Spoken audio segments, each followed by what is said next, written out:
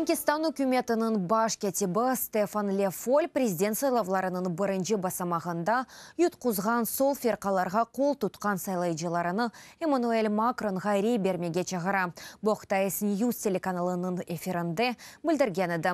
Ле Фоль қайдеткені кебі сол ферқаларға қол тұтқан ватандашларға милейджебе етікчісі Марин Ле Пенге қаршы бірлешмек ләзім. Мұның еле президент сайлауларының екінші басамағында Макронға дестек компаниясының башланacağına үмітіні білдірді.